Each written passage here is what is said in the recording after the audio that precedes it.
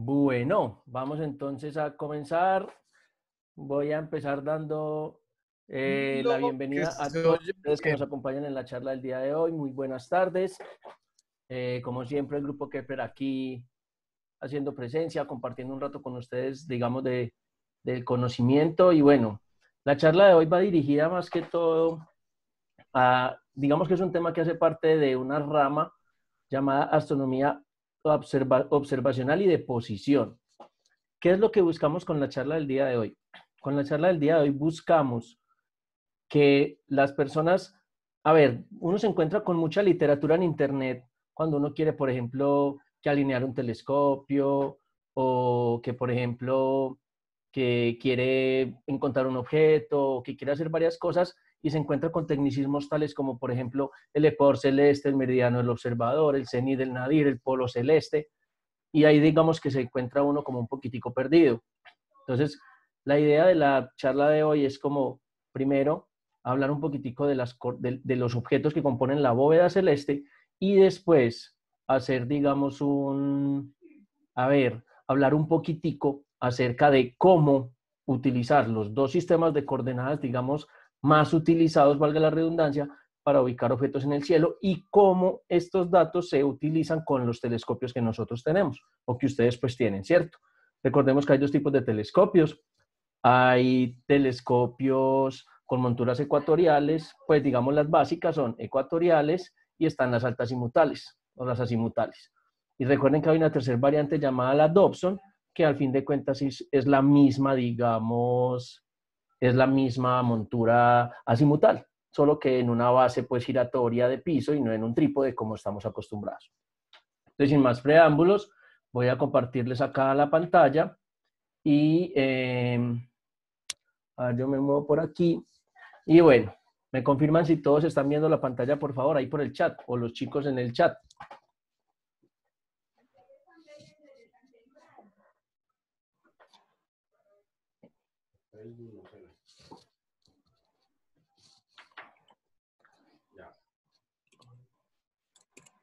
Listo. Confirman, confirman, confirman. Muy bien. Entonces, vamos a comenzar con este tema. Vamos a comenzar con el tema de la bóveda celeste. ¿Qué es lo que sucede con el tema de la bóveda celeste, muchachos? Resulta que desde la bóveda celeste es, digamos, lo que nosotros vemos en el cielo. Pero ¿por qué se le llamó bóveda celeste? Resulta que en una noche despejada podemos ver una gran cantidad de estrellas. Para ser, digamos, exactos, la cantidad de estrellas que podemos ver en una noche completamente estrellada son 9.084 estrellas, si mal no estoy. Pero este concepto de esfera celeste, lo que se hizo fue tratar de poder, digamos, crear una especie de plano virtual sobre el cual nosotros nos podamos, ¿qué? Mover o al cual nos podamos remitir a la hora de tratar de localizar diferentes objetos en el cielo. ¿Correcto? ¿Qué fue lo que se hizo en este caso? Fue coger, digamos, como la Tierra y proyectarla, hacerla como más grande. Entonces, como ven ustedes acá en la gráfica, nosotros estaríamos como en el medio de dicha esfera y todo el cielo sería una esfera adicional con nosotros en el centro. Y de esa manera podemos, digamos, mapear los diferentes objetos que se ven en el firmamento. Edison, Señor, qué pena, hombre, es que no se te ve la diapositiva en la pantalla completa. ¿no? Ah, ok. Tiene toda la razón. Regáleme un segundito.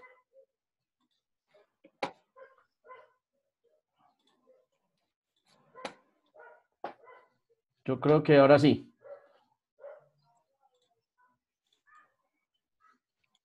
Demos un segundito. Me confirman que ahora sí se vea completa.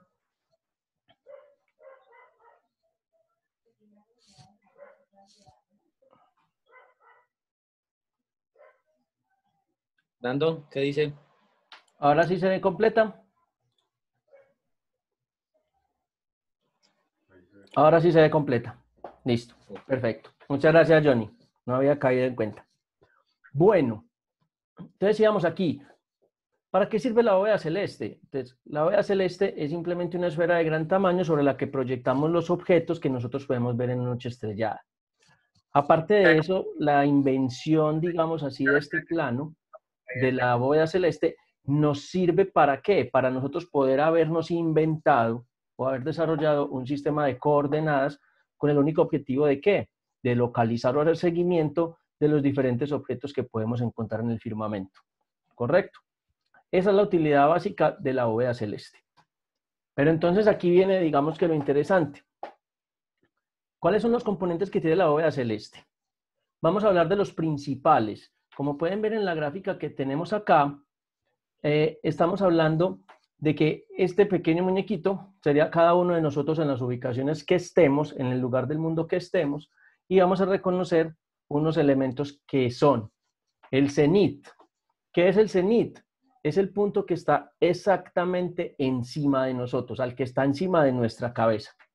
Este punto tiene una antípoda o un, digamos, lugar completamente opuesto que se llama el nadir. Que entonces el nadir es el que está, ¿qué? Debajo de mis pies.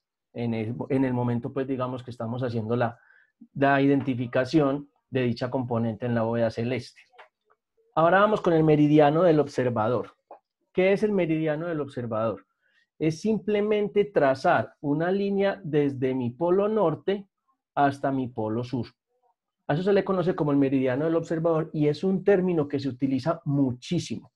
Incluso cuando vamos a colocar un telescopio en estación, nos hablan mucho y vamos a utilizar, por ejemplo, el método de deriva o algún método para, digamos, mejorar nuestra precisión. Se utiliza mucho el tema del meridiano del observador.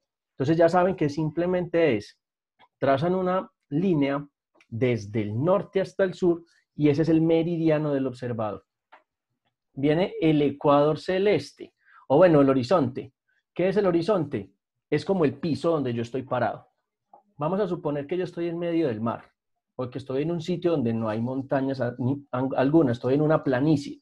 Pues digamos que el horizonte mío inicia desde el mismo suelo. Es decir, si yo no tengo ninguna montaña, desde ahí hacia arriba yo comienzo a ver el cielo. Caso, digamos, contrario a lo que nos ocurre, por ejemplo, acá en la ciudad de Medellín, que al estar nuestra ciudad ubicada en un valle, pues tenemos muchas montañas alrededor. Entonces nuestro horizonte no está, digamos, sobre el suelo, sino que está encima de esas montañas, que es desde donde yo puedo comenzar a ver apenas el cielo, ¿correcto? Pero entonces ese es el horizonte. Es la esfera o digamos el suelo donde ustedes están de pie, donde están parados. Y por último está el ecuador celeste. El ecuador celeste es trazar una línea desde el este hacia el oeste. Esta línea nos va a partir el cielo en dos. Por eso se llama ecuador celeste. Recuerden que la palabra, digamos, ecuador hace referencia a mitades, a dos mitades. ¿Correcto? Entonces el ecuador celeste nos va a partir esa esfera en dos partes. Una parte que apunta hacia el polo norte celeste y una parte que apunta hacia el polo sur celeste. Y ese es el otro que nos faltaba, los polos celestes. ¿Cuáles son entonces los polos? Pues si yo trazo una línea de norte a sur que se llama meridiano del observador, entonces los polos van a ser los puntos desde los cuales esa línea parte. ¿Correcto? ¿Para qué nos sirve identificar el polo norte y el polo sur celeste? Digamos que podemos igualar el polo norte celeste al polo de rotación o al eje del mundo. Porque si recordamos los talleres que hemos visto anteriormente, donde Brandon nos mostraba, por ejemplo, las tomas de las estrellas circumpolares que quedaban así como redondas, pues entonces estamos apuntando directamente hacia el eje de rotación de la Tierra. Bueno, esos son entonces los puntos más representativos y con los que más se van a encontrar sobre cualquier tipo de literatura que encuentren en Internet cuando estamos hablando de bóveda celeste. Recordemos, nadir, cenit, nadir, el meridiano del observador, que es la línea norte-sur, el ecuador celeste, que es la línea este-oeste, y los polos, pues que son las líneas desde donde inician el meridiano del observador. Ahora, resulta que a través de todo el tema de la navegación, cuando el hombre comenzó a navegar y comenzó pues a surcar, digamos, la superficie de la Tierra por los mares, el hombre siempre empezó a utilizar las estrellas como sistema de guía. Dado esto, los marines empezaron a diseñar ciertos sistemas de coordenadas o cartografiarse con el cielo. Digamos que en este caso, pues salieron instrumentos como el sextante, como el astrolabio, que utilizaban ¿para qué? Para poder medir los grados de un objeto, para poder saber, digamos, viendo el horizonte, viendo la estrella polar, más o menos identificar en qué latitud estaban, etcétera, etcétera. Y entonces se sacaron varios sistemas de coordenadas, porque de hecho hay varios. Hay uno que utilizan, los militares utilizan uno con ciertas variaciones, los marines utilizan otro, los que nos gusta la astronomía utilizamos normalmente dos, inclusive hay la variación de uno de los dos. Hay una coordenada que ahorita vamos a ver qué son las coordenadas ecuatoriales, las cuales tienen dos ejes, pero hay uno que tiene una leve variación y se trabaja con el lugar donde usted esté en el mundo. Pero hoy vamos a trabajar los dos más utilizados y que nos podemos encontrar en cualquier carta celeste o en cualquier software como tipo planetario, tipo Stellarium. Entonces comencemos con las coordenadas azimutales. ¿Qué son las coordenadas azimutales? Las coordenadas azimutales se dividen, digamos, tienen dos componentes que son el azimut y la altura. ¿Qué es el azimut? Es la distancia que hay en grados partiendo desde el norte. Lo que se hace es ¿qué? Es dividir la esfera, como cortarla en 4 pedazos, ¿correcto? Donde el norte es el grado 0 o 360 y empezamos a recorrer el círculo. Entonces tenemos que el norte son 0 o 360 grados, el oriente entonces serían 90, el sur serían 180, el oeste serían 270 y otra vez volver al norte sería el 360 o el grado 0, ¿correcto? Entonces, si ustedes, por ejemplo, entraron a Stellarium hoy y miran cualquier objeto, ustedes van a encontrar una coordenada llamada AZ/ALT, que es la azimut y la altura. Esa es una manera muy sencilla de ubicarse en el cielo. Para medir la altura, se mide en grados desde el horizonte. Ya sabemos que el horizonte, digamos, es el suelo donde nosotros estamos parados. Podamos ver estrellas a partir del cielo o no. Eso no nos va a variar, digamos, de que el horizonte mío, entonces, si yo veo tengo una montaña, el cero mío es desde acá. No, el cero suyo es desde acá, ya que usted pueda ver estrellas de aquí en adelante, es diferente. En este caso, el cenit siempre va a estar a 90 grados. Y la altura es el ángulo formado entre ya se me olvidó, entre donde yo estoy parado, entre mi horizonte y ese cenit, como lo pueden ver acá en esta grafiquita. Entonces, ¿cómo medimos ese tema? Pues para los astrónomos aficionados como todos nosotros, este es un elemento pero muy útil y es una brújula normal.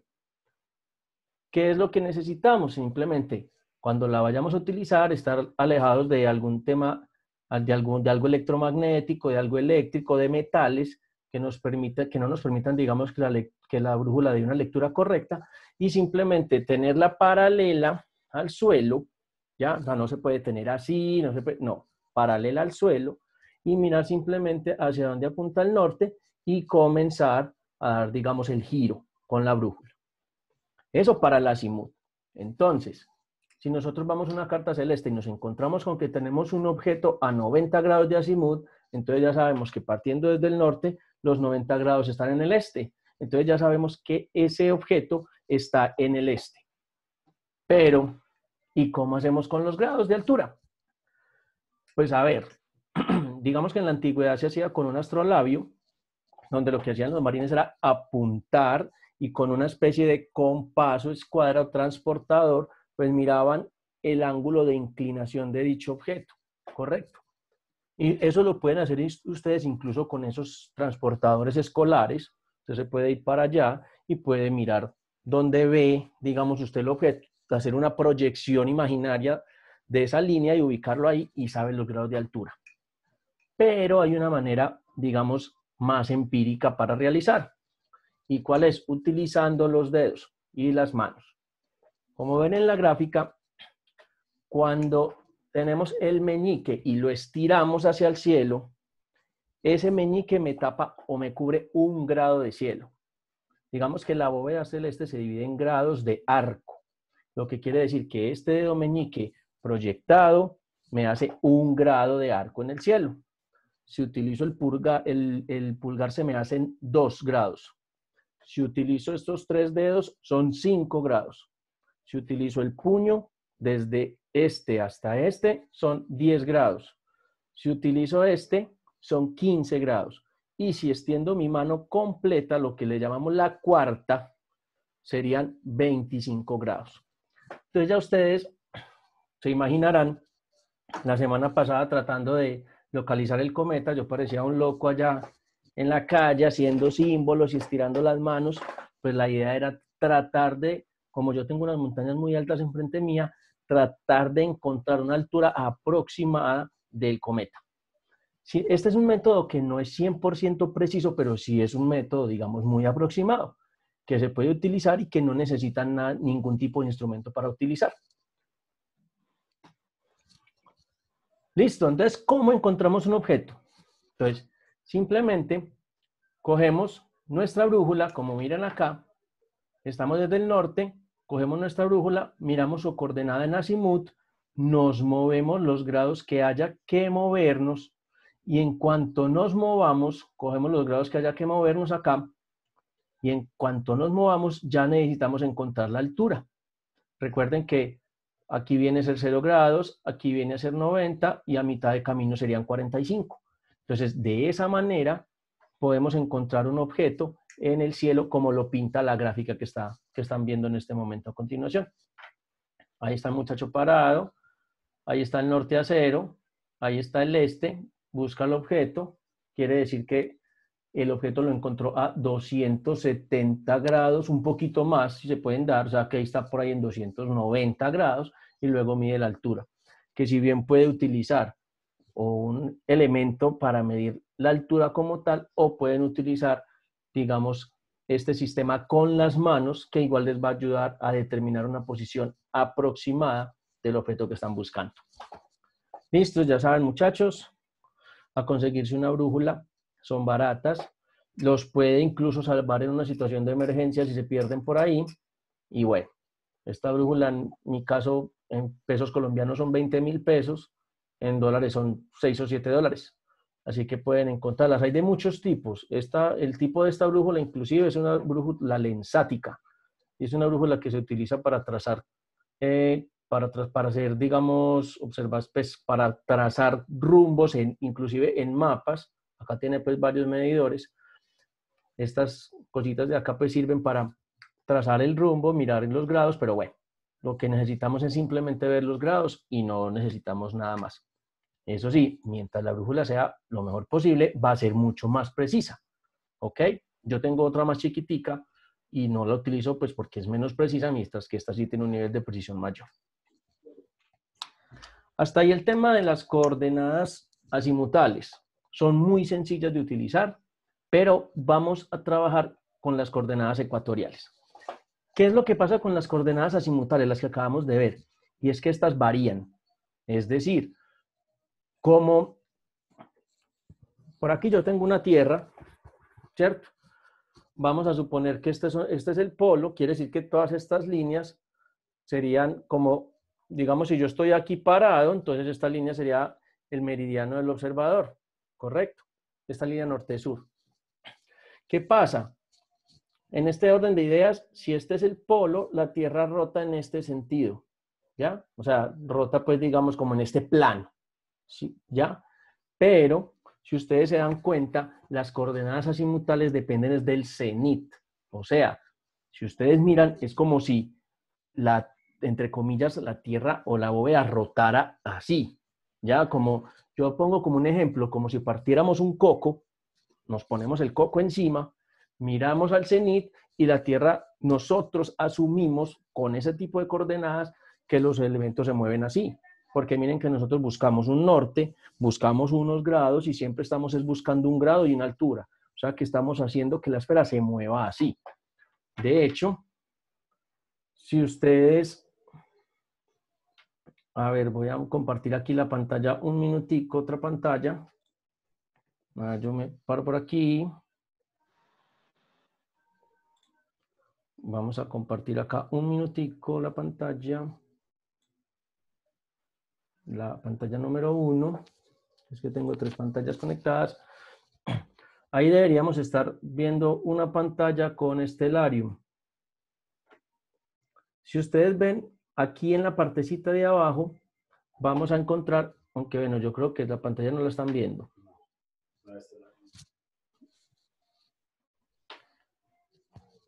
Sí, bueno, aquí veo que ya la estamos viendo. Entonces, si ustedes miran aquí, digamos que Stellarium maneja los 2 sistemas de coordenadas. Entonces, si ustedes miran la cuadrícula azimutal, se dan cuenta que, digamos que la referencia es como el cenit.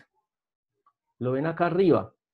Cuando ustedes están, entonces es como si nosotros nos moviéramos con una esfera que rota por encima de nuestras cabezas, porque nuestro sistema de coordenadas ahí se vuelve como una especie de círculo, dependiendo de la ubicación en la que estemos en el norte.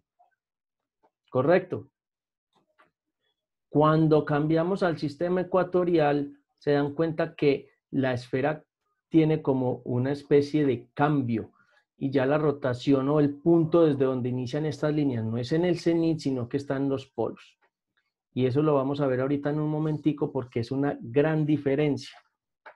Listo, voy a dejar de compartir en la pantalla para que pasemos para que sigamos viendo la temática. Por acá. Listo, muy bien. Vuelvo a la... vuelvo acá.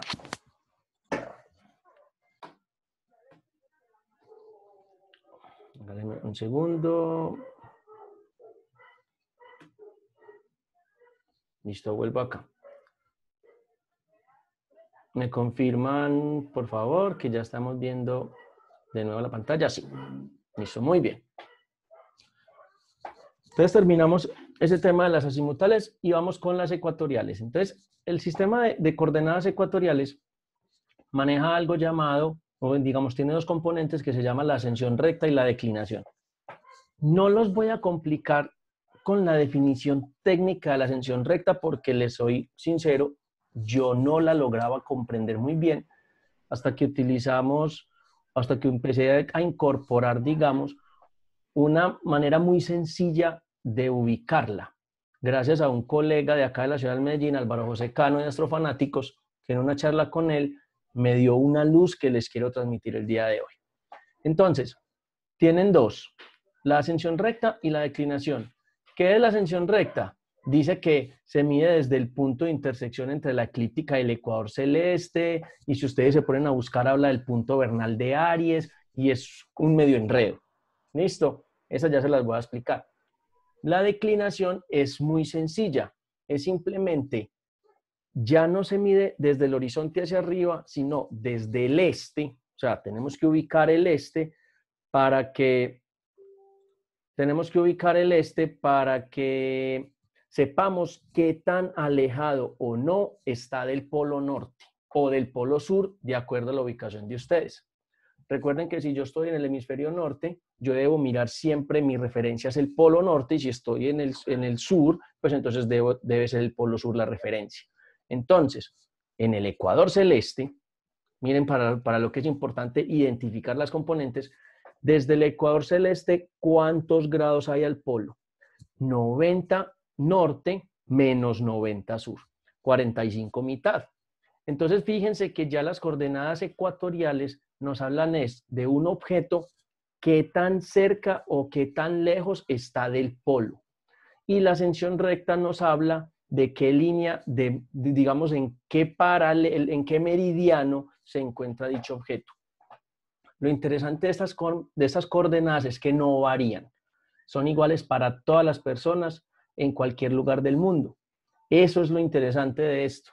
Así que cuando ustedes tengan un telescopio de montura, digamos, ecuatorial, ustedes van a poder hacer el seguimiento del objeto sin que él se les pierda, y ahorita les voy a mostrar prácticamente el por qué esto digamos, sucede. Vamos a ver, digamos, un versus entre las coordenadas ecuatoriales versus las coordenadas azimutales.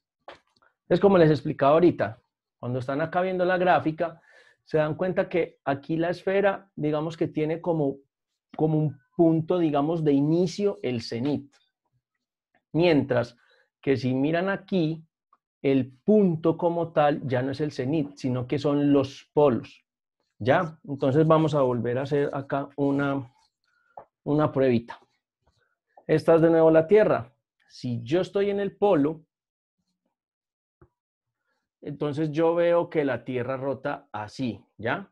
O sea, yo miro para arriba y todo el cielo me rotaría en mi, digamos, en mi cenit. Por eso es porque estoy en el polo. Yo que estoy en el ecuador, o sea que la Tierra, entre comillas, para mí ya no rota así, sino que como rota, así. ¿Ya? Entonces, yo que estoy observando el cielo aquí, veo que las cosas salen por el este y se ponen por el oeste. Y que todas rotan en un punto que se llama bipolo norte celeste, que ¿dónde estaría ubicado? Aquí. ¿Ok? Este es mi eje de rotación. Entonces, las coordenadas ecuatoriales lo que hacen es esa simulación o esa representación de cómo la Tierra rota de acuerdo a donde yo estoy. Entonces, si usted se va para el polo, como le digo, o hay un fenómeno llamado el sol de los 6 meses o el sol de medianoche, que es donde el sol no se va, pero es porque, como les digo, como yo estoy aquí, yo no veo el sol salir por este y oeste, yo veo el sol dando vueltas, ¿ya? Yo veo el sol aquí y gira y gira y gira y gira y gira y gira. Mientras que cuando estoy acá en el Ecuador, él hace esto, entonces sale por un lado y se pone por el otro. Entonces miren que esa diferencia hace que la otra coordenada sea precisa y que no varíe, mientras que la de las coordenadas azimutales, aunque igual son muy útiles porque te proveen ubicación muy rápida, se pueden utilizar para binoculares, para telescopios, para lo que sea, y digamos que es muy intuitiva, también nos sirve, pero esta coordenada, digamos la ecuatorial, es como la absoluta. Esa coordenada nunca va a variar. Bueno. Ahorita les voy a mostrar, digamos, un evento. Déjenme por acá, me hidrato.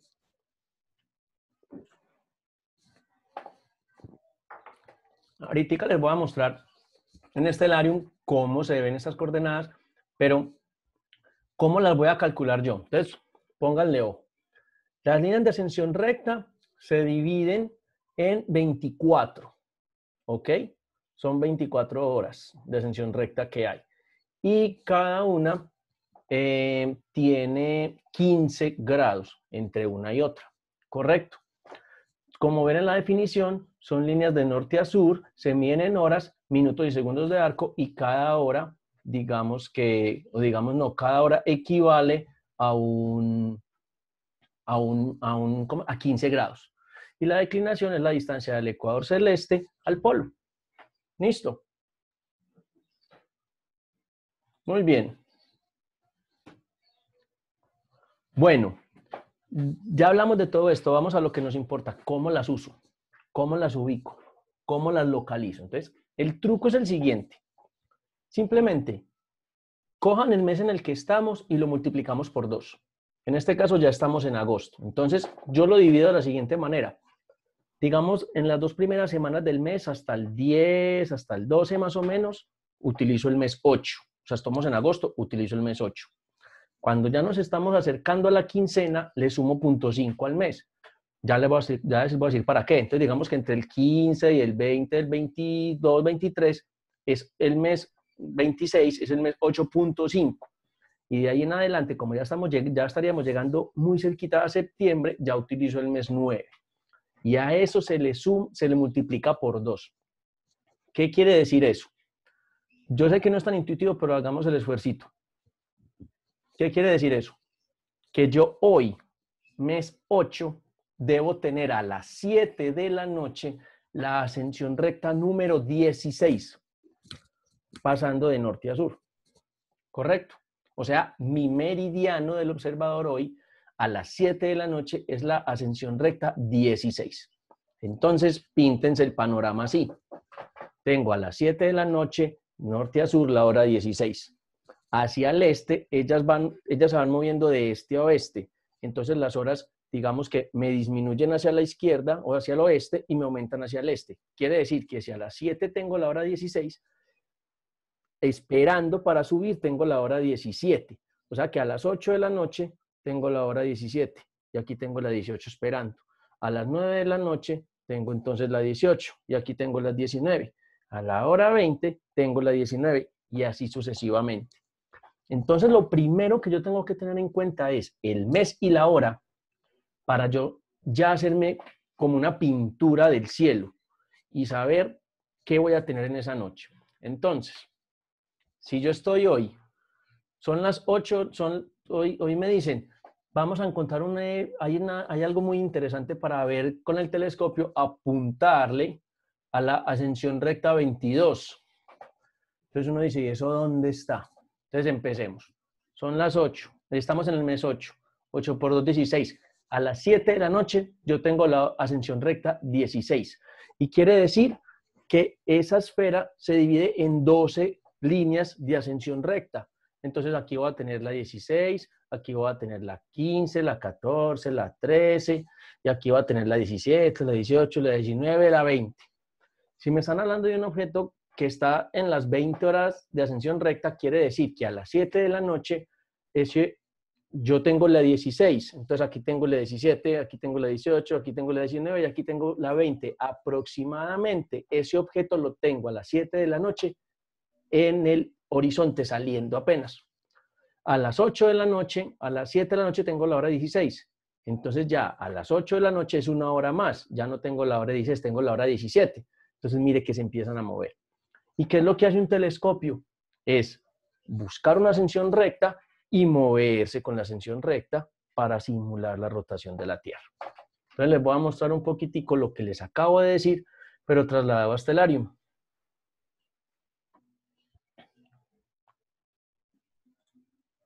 Compartamos la pantalla.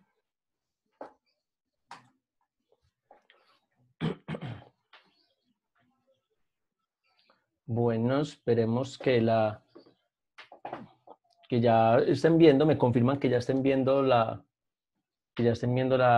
pantalla del Stellarium para proseguir. A ver, esperemos. Listo. Ahí ya la estamos viendo. Entonces, fíjense. Esa es mi ubicación. Entonces, hablamos de hoy. Este es mi norte. Hablamos de hoy a las 7 de la noche.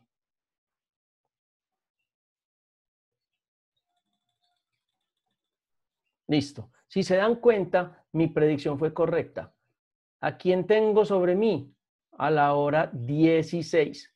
Entonces, fíjense que quiere decir, vean acá, 8 por 2, 16. Y aquí tengo las otras esperando para subir. ¿Correcto?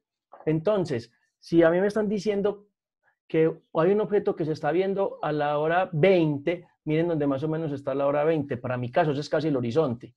¿Ya? Pues por las montañas que tengo. Y fíjense que a medida que el tiempo va corriendo, vamos a ponerlo aquí, ya cuando pasa una hora, también me subió una hora. Miren que ya tengo la 17 aquí. Y miren que la que estaba aquí de 20 ya subió. Y miren que ese es el movimiento del cielo. Mírenlo ahí. Como se van dando cuenta, las ascensiones rectas se van moviendo. Y esa es la que da la rotación. Fíjense que durante todo el mes, si vamos a la hora 19, vamos a tener siempre la 16. Hasta que ya estemos más cerquita, mírenlas ahí, hasta que ya estemos más cerquita de la quincena. En la quincena yo le sumo 0.5, entonces miren que ya tengo la 17. 8.5 por 2 me da 17 horas. Entonces, de esa manera, yo me puedo ubicar. Si yo tengo a Deneb, por ejemplo, acá, y aquí miro su coordenada de ascensión recta declinación, me dice que son las 20 horas 41 minutos. Fíjense que conforme avanza el tiempo, su coordenada nunca se mueve. ¿Qué es lo que hace un telescopio? Cuando usted apunta a esa coordenada y se mueve con ella, él está sobre ese meridiano y nunca la coordenada va a variar. Por eso es que estas coordenadas son tan importantes para nosotros, porque nos podemos ubicar, ellas nunca van a variar y de esa manera yo le puedo dar ese mismo dato a una persona que esté en otro lugar y lo único que no le va a cambiar nada de la coordenada. ¿Correcto? esa es la importancia de, entonces, muchachos, de esta coordenada. Espero que les haya quedado claro esta coordenada. Ahora vamos a ver cómo la utilizamos en un telescopio. Para que ya pasemos a la ronda de preguntas acerca de este tema, que a veces puede ser un poquitico, de pronto, maluquito, un poquito complejo, pero, a ver, listo. Creo que es de mucha importancia. Ahora, traslademos entonces eso a los telescopios. Entonces, como el que yo tengo acá, este es un telescopio con montura, digamos, computarizada con sistema de seguimiento, pero es un telescopio altazimutal. Quiere decir que se mueve en círculo y en altura, ¿correcto? O sea que si ustedes tienen en casa un telescopio con una montura de esa, no importa que no sea así, no sea motorizada, con la ayuda de este pequeño aparatico lo pueden poner a funcionar. ¿Qué tienen que hacer? Perdón. Nivelan primero que todo para que el tubo quede paralelo al suelo. Segundo, ubican el norte con su brújula. Y cuando ubiquen el norte, van a mover el telescopio para que el telescopio también quede apuntando al norte. Ese es el punto de partida. Cuando ya usted lo tenga ahí, entonces la montura estacionada ya simplemente coja una brújula, coja un estelario y simplemente buscamos su coordenada en azimut y en altura para simplemente ir a encontrar el objeto. Entonces, si me dicen que el objeto está a 100 grados, yo cojo mi brújula, miro a dónde apunta a 100, muevo el telescopio a 100. Ya para la altura, pues si no tenemos un elemento para medir altura, recuerden digamos lo que hicimos con las manos. 1 grado, 2 grados, 5 grados, 10 grados, 15 grados, 25 grados. ¿Ya? Y con eso se pueden dar una idea de dónde puede estar el elemento. Es así de sencillo. Es así de sencillo. Por eso cuando a un niño se le regala un telescopio, normalmente se empieza por uno de estos. Porque los niños pueden aprender a usarlo más rápido, porque es más intuitivo, porque es solo mover una dirección y mover en una altura. Pero vamos a trabajar entonces ahorita con el tema de las ecuatoriales. Por acá tengo una montura ecuatorial. Entonces la voy a mostrar por acá. Regálenme un segundito, voy a mirar dónde la pongo. Voy a pasarla por acá. Ok, muy bien. Aquí se ve perfecto. Listo, muy bien. Entonces, para yo poder utilizar, ya les voy a compartir la pantalla bien para que la veamos. Pero la montura que están viendo en la imagen es la misma que tengo acá. Para yo utilizar esa montura con las coordenadas, entonces necesito primero poner el telescopio en estación. ¿Cómo se pone un telescopio de estos en estación? Recuerden, entonces, primero ponen la montura a mirar al norte con la brújula. Segundo, la altura de la montura la colocan a la misma latitud del lugar donde estén observando.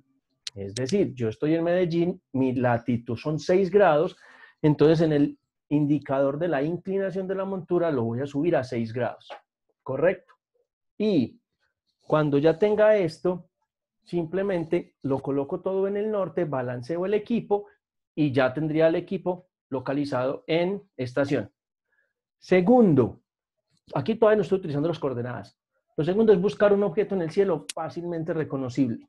Entonces, en este caso, busquen un planeta, busquen algo que sea muy fácil de hallar. Una estrella muy brillante, un planeta, la luna en su momento. Localícenla.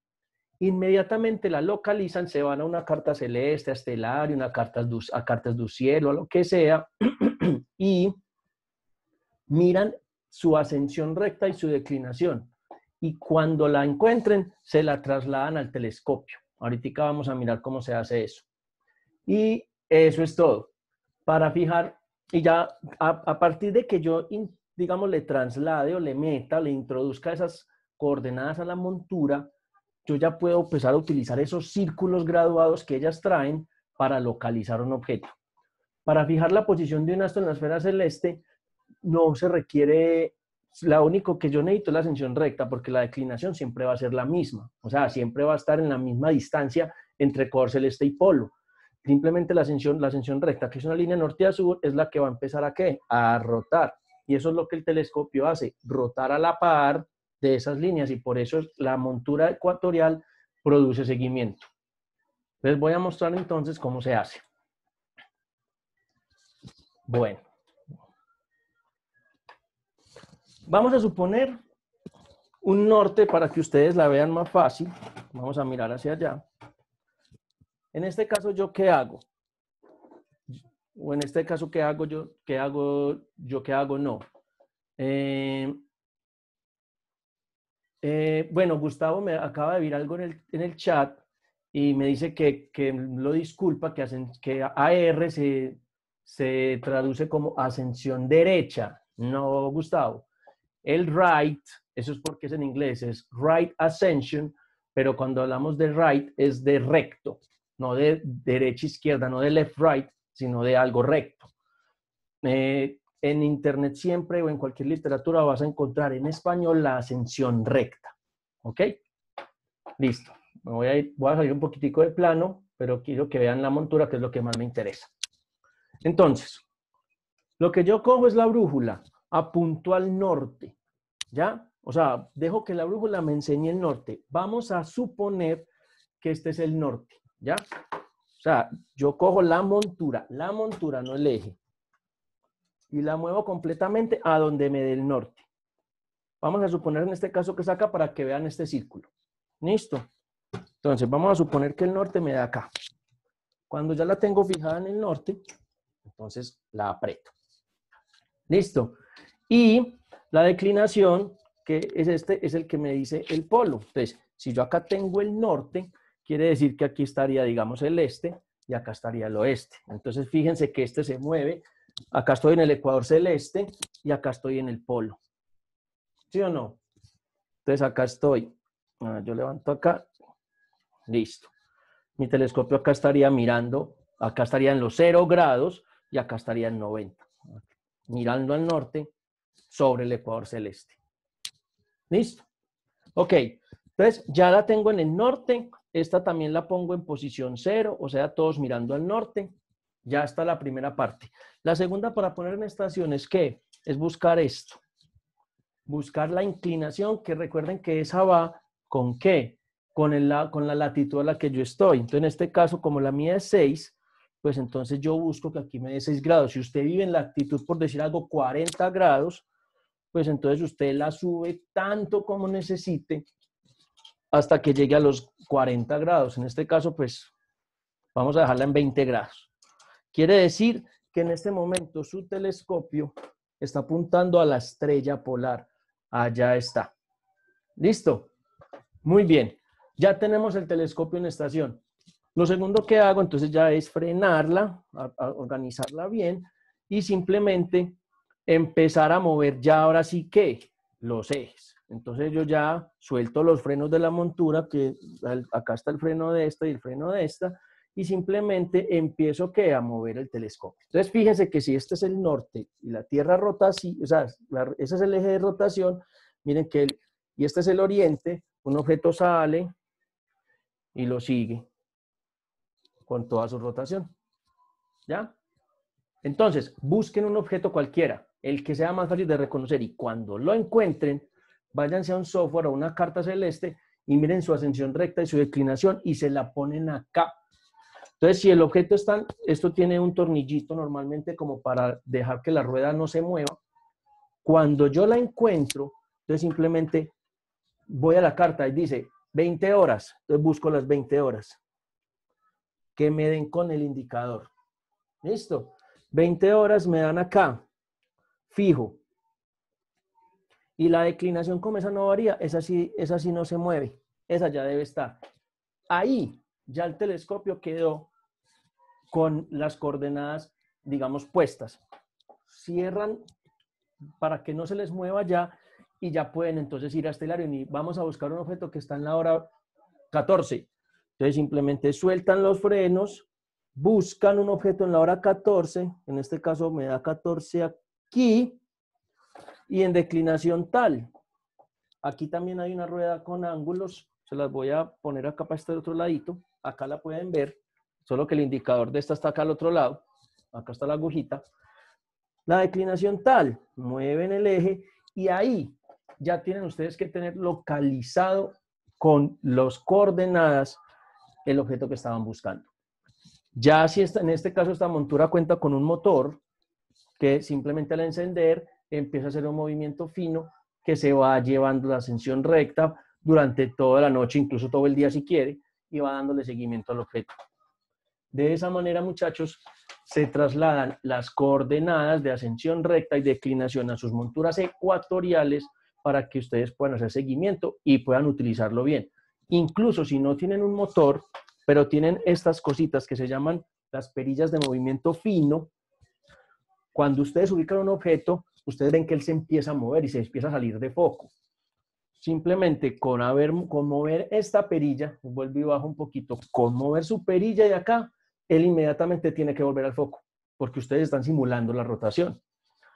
Entonces, bien ubicadito, centrado, fijan sus coordenadas y empiezan a observar por el tubo, por el ocular, y cuando se les va de foco, simplemente con mover esta perillita para corregir la rotación, deberían volver a tener su objeto centrado y de esa manera la experiencia visual con el equipo va a ser mucho más placentera, es mucho más simple de manejar, pueden hacer seguimiento.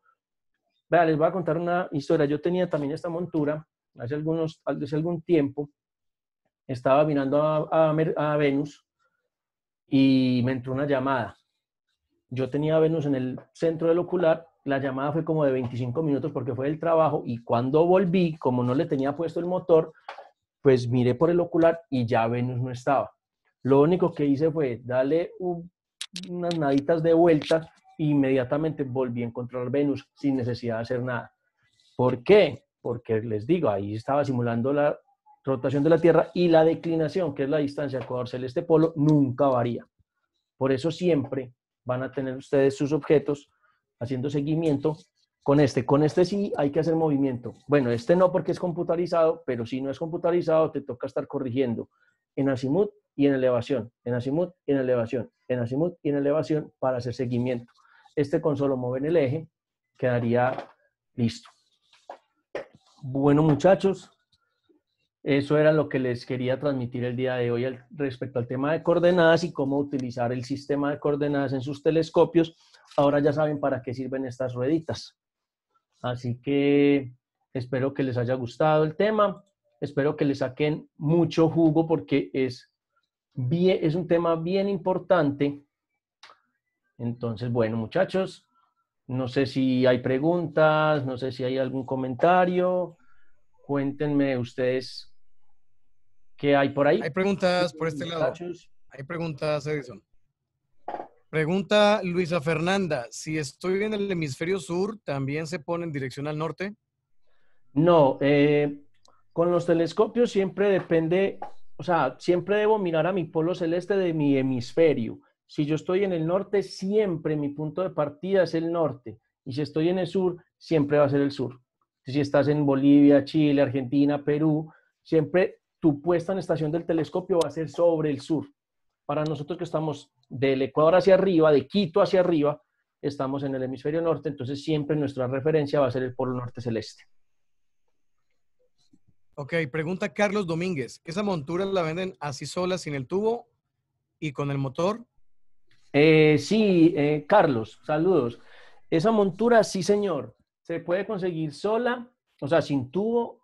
Es una Celestron CG3 y también se le puede conseguir el motor. Pues vamos a ver si le logro dar la vuelta por aquí para que le vean el motorcito. No sé si aquí lo alcanzan a ver, esta partecita negrita. Esperen, yo me paro. Esperen, yo me ubico por acá. Les muestro el otro lado de la montura. Ahí está. Ah, inclusive ven los medidores que no veíamos ahorita. Acá está el motor, acá está el encendido, acá está para grabar la velocidad y aquí está, digamos, el indicador de la declinación para que sepan, mira, ahí está en 0, apunta este oeste, aquí está en 90, apunta a polo, telescopio hacia polo.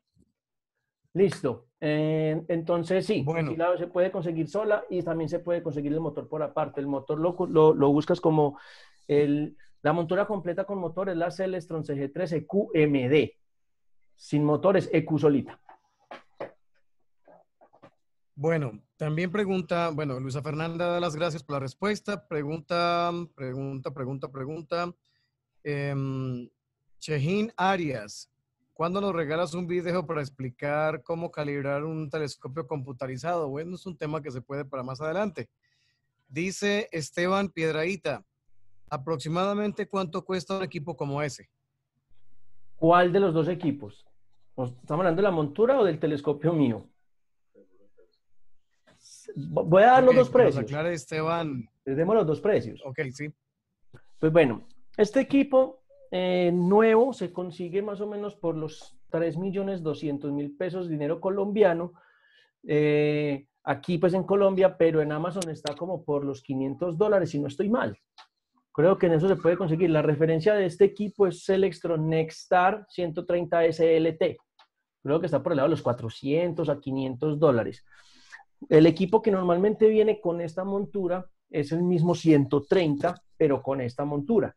O sea, es un tubo muy similar. Se llama Celestron Astromaster 130 EQMD y está por los lados de los 300 y punta de dólares. Una pregunta, Edison. Sí, claro. Camilo Gaviria pregunta, ¿en este tipo de monturas se pueden poner cámaras para hacer astrofotografía? Claro que sí, Camilo. Mira, digamos que las más recomendadas siempre son las ecuatoriales por lo que les acabo de mostrar, por el tema del seguimiento. Obviamente, si la tienes manual, o sea, no tiene motor, pues te tocaría montar, ponerlo bien en estación, montar, digamos, la cámara en la montura, ¿cierto? Ubicar el objeto y pues manualmente empezar a girar la palanquita de movimiento fino o el mando de movimiento fino para que vaya simulando digamos, el recorrido. Es complicado pues porque no vas a tener siempre la misma velocidad y porque a veces puedes estar o por encima o por debajo de la velocidad de rotación, pero sin embargo es una aproximación. Ya los que son computarizados, como incluso el mío, que es altimutal, ese también igual ya se puede hacer astrofotografía porque él se encarga de hacer el seguimiento, así tenga que hacer corrección, digamos, en ambos ejes. ¿Cuál sería la diferencia? Que el mío da algo que se llama rotación de campo, y es que para él poder seguir el objeto tiene que corregir en azimut y en altura. Entonces, las fotos por el borde empiezan a hacer este movimiento. Empieza como a girar, pero sin embargo el objeto que está en el centro siempre va a estar ahí centrado. Entonces uno podría hacerle un crop a la foto y sacar, digamos, esa partecita. Aunque a mí, pues, yo he visto unas fotos muy chéveres hechas con este equipo y le dejan la rotación de campo. Entonces se ve muy bonita, pues porque es como una especie de círculo que queda como alrededor de la imagen con las estrellas moviéndose ahí, pero la imagen en el centro. Y con este también he visto fotos con este motor funcionando, pero todo depende de poner en estación el telescopio de una muy buena manera. Listo. Hay otras dos preguntas aquí por el chat de Facebook. Una, Chenin Arias tiene dos preguntas realmente. Una es que cuando le podemos regalar un video para calibrar un telescopio computarizado y pregunta que si ese Nexstar ese, que él tiene un Nexstar ese y no ha podido calibrarlo. Bueno, ¿qué es calibrar? Porque tendríamos Sí, que definir qué es calibrar. Entonces, que el amigo nos escriba ahí por el chat a qué se refiere con calibrar y apenas nos escriba le respondo la pregunta. ¿Les parece? y hay otra pregunta de Carlos Alberto Mesa. Entonces, ¿qué tanto es el error cuando se establece el norte con brújula versus el polo celeste al intentar ubicar la estrella polar como punto de partida? Muy buena pregunta. ¿Cómo es el nombre? Qué pena. Carlos Alberto Mesa. Bueno, Alberto, es una pregunta genial. Y es algo de lo que no hablé, pero que les voy a dar el recurso para que lo busquen. Hay una cosa que se llama la declinación magnética. ¿Qué es la declinación magnética? Es la diferencia que hay entre el polo norte celeste y el polo norte geográfico. ¿Cómo así?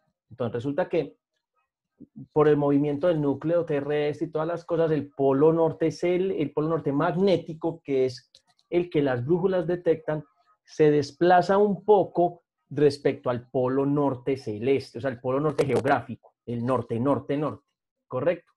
Para hallar, hoy la declinación es muy poca, ¿Ya? Entonces, digamos que con hacerle caso a la brújula estaríamos muy acertados. Pero si quieres estar mucho más acertado, hay una página que se llama Magnetic Declination.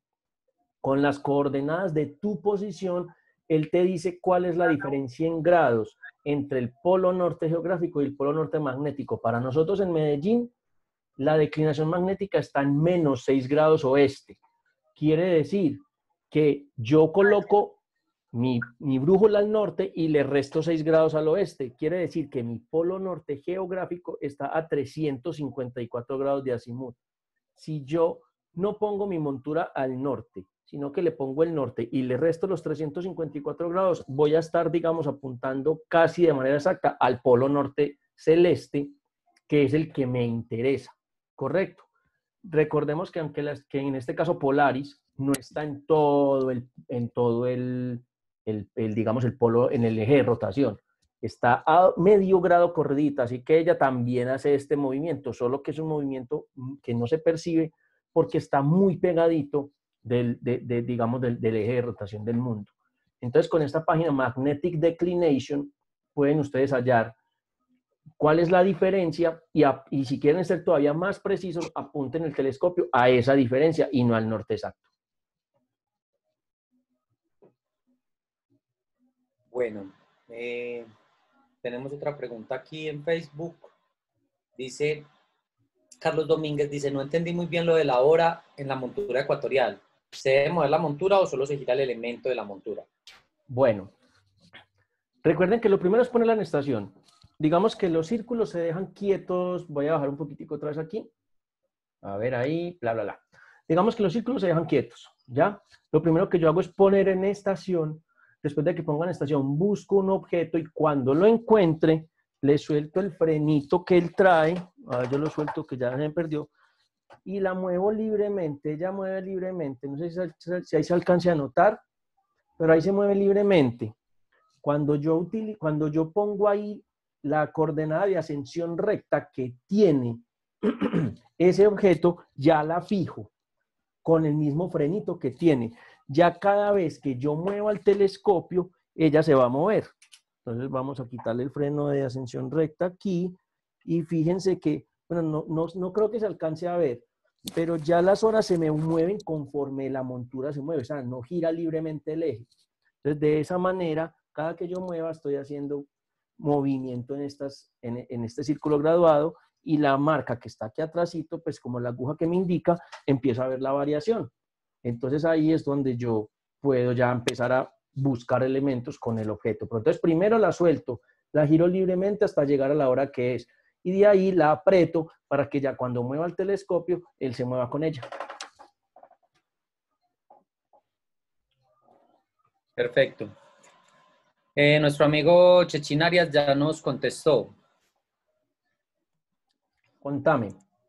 Mira, pues él está hablando desde la calibración cuando se hace la alineación de la montura con las estrellas. Te voy a leer. Cuando inició el telescopio, puede calibración para poder empezar a usar el telescopio. Y si no se hace y le das a buscar un planeta, no la encuentra.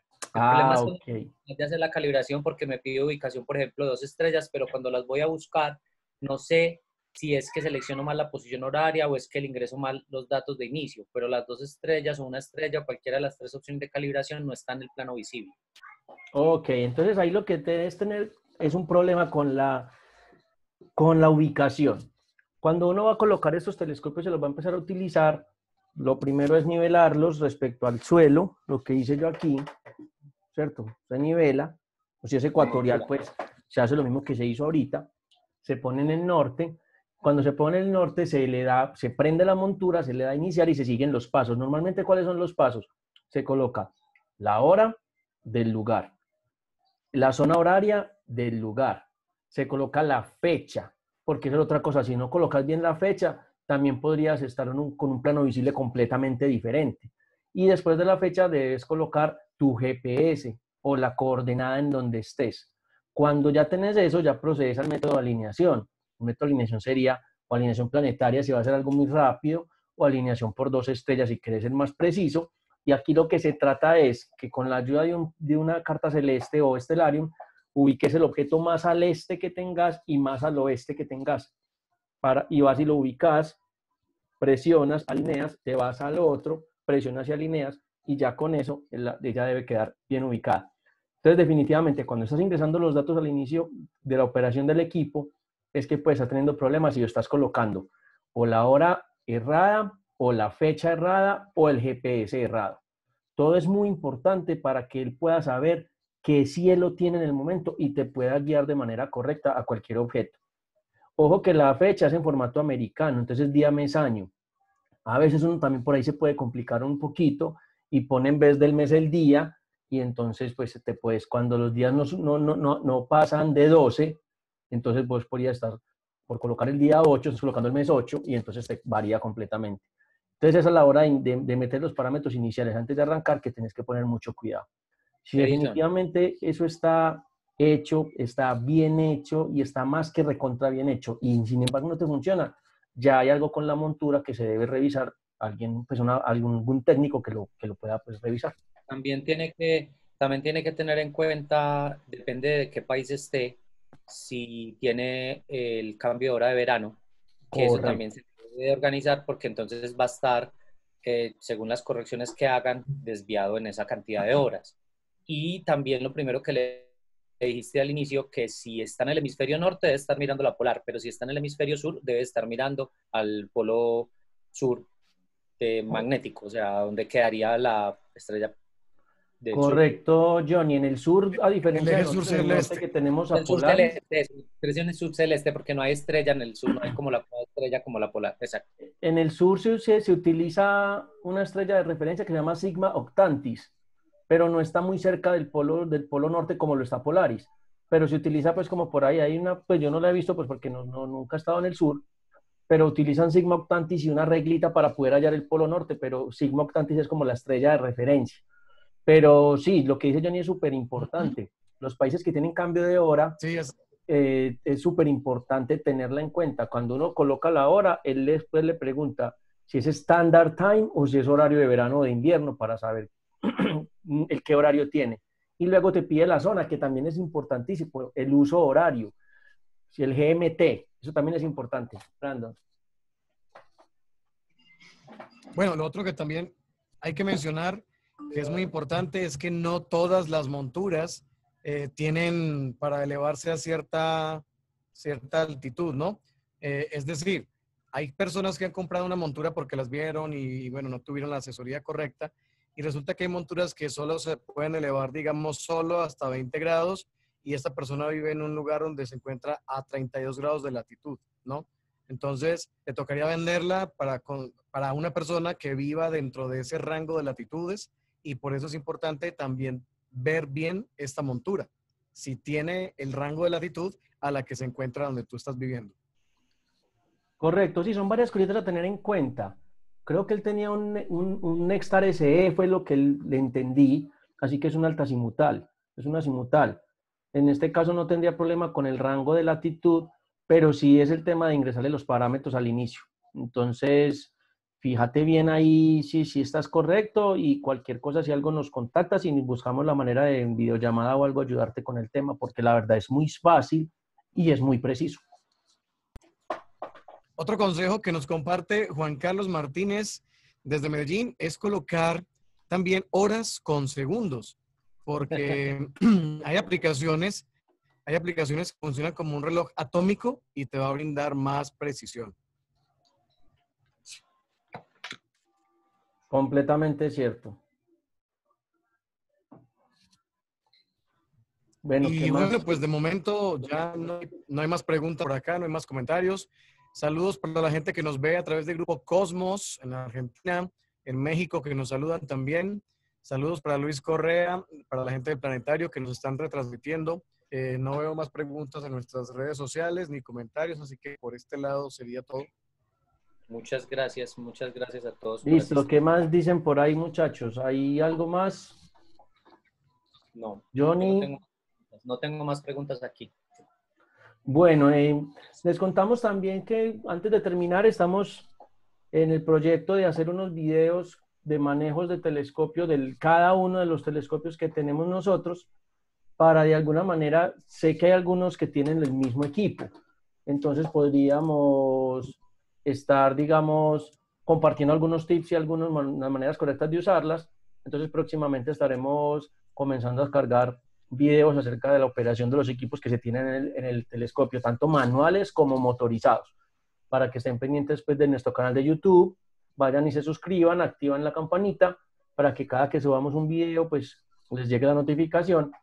Les recuerdo también que el video va a quedar cargado en nuestro canal de YouTube. Inmediatamente pues se termine la charla, empezamos a subir. Y bueno, no siendo más, muchas gracias por su audiencia. Disculpa, Edison. Hola.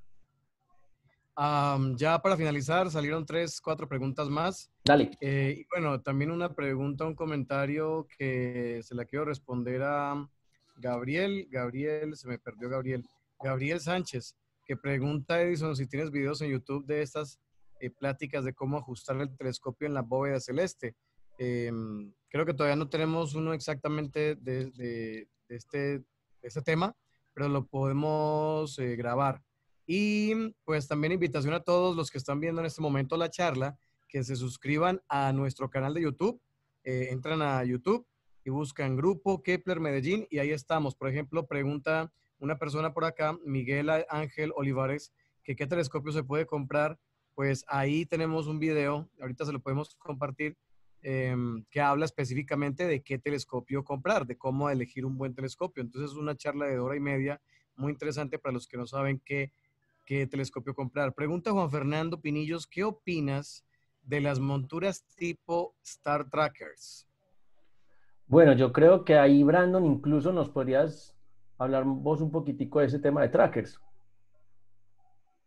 Ok, pues bueno, en cuanto a los trackers, que de hecho por aquí atrás hay uno, por atrás está la Star Adventurer, por allá la blanquita detrás del telescopio, y la Ioptron, la Sky Tracker Pro, son muy, muy buenas. Yo las recomiendo mucho si ustedes van a hacer fotografía con una cámara y un teleobjetivo, es decir, un 100 milímetros, un 85 milímetros, puede ser un 50, pero más que nada teleobjetivos como de 85 en adelante, 200 milímetros, 300, etcétera.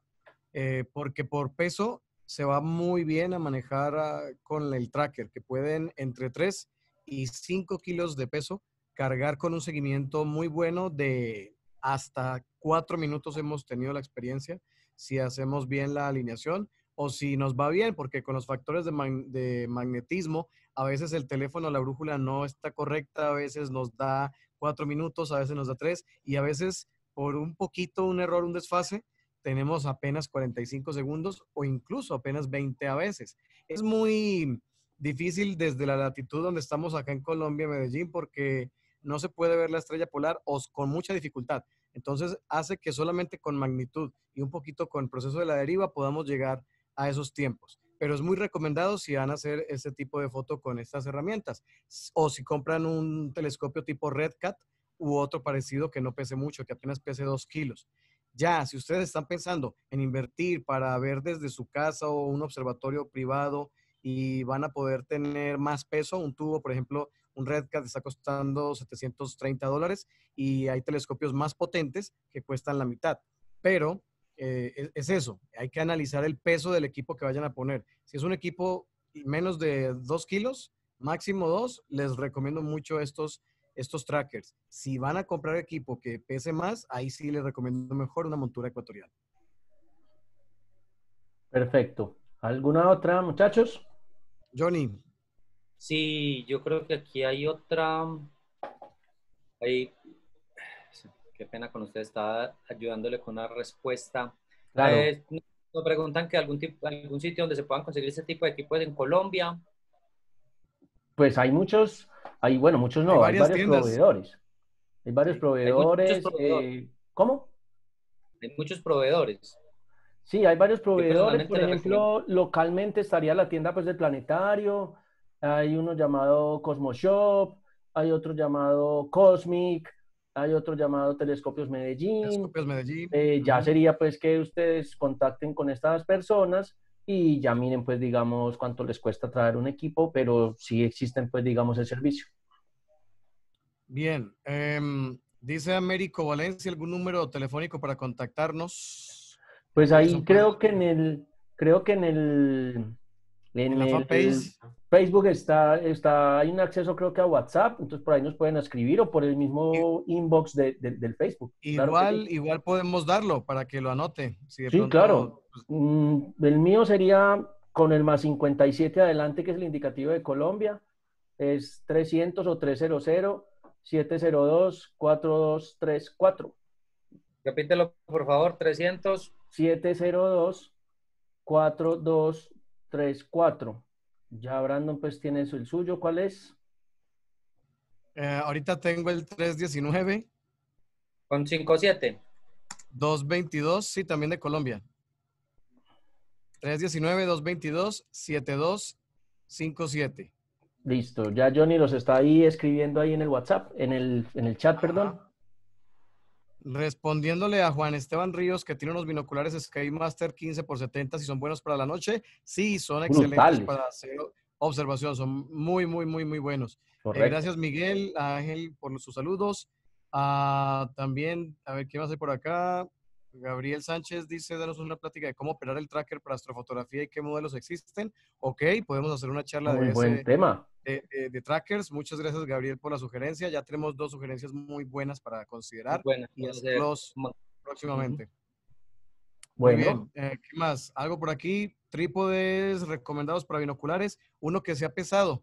Es decir, pesa cuánto pesa tu binocular y busca en internet pues un telescopio, un trípode que tenga una carga de 18 kilos, que pueda con esos pesos, ¿no?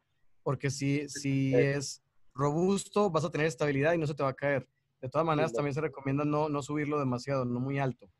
Y pues lo- bueno, y los trípodes con tal de que sean robustos, porque ajá, los pesaditos. binoculares tienden a ser más bien pesados y la experiencia con binoculares es muy agradable, pero con trípodes si el binocular es grande. ya, y lo otro que Sí, pueden hacer igual es añadirle peso en caso tal. Normalmente los trípodes traen un ganchito abajo donde le puedes colgar una bolsa con alguito de peso, si no es uno muy tu robusto, mochila. pero con eso podría ganar, exacto, pero podría Pero ganar peso. yo tengo como experiencia que yo le coloqué, yo tengo unos binoculares, unos 25-100, y esos binoculares los puse en un trípode de los económicos que consigo aquí en Colombia por 70.000 pesos, 60.000, y me funcionó bien. Pues la cuestión es que el trípode tenga la construcción fina, ¿sí? Que no vaya a ser muy delgado porque hay trípodes que son muy finos, pero son muy delgaditos, entonces ya no van a aguantar con el peso, pero mientras que tenga una construcción robusta está bien. Que sean fuertes, Sí, sean robustos. Muy bien, Perfecto. esa sería la recomendación para los que nos ven de México y están saludando. Fino, aquí en Colombia decimos cuando es algo fuerte, pues en México fino es algo delgado. Ah. ah, Muy bien. Pues un saludo para Correcto. todos. Los que nos están dando las gracias, gracias a ustedes por estar ahí y pues feliz fin de semana. Listo, nos vemos. Que Feliz ojalá luna tengan llena. buenos cielos y nos estaremos viendo la próxima semana. Muy bien. Bye bye. Hasta luego.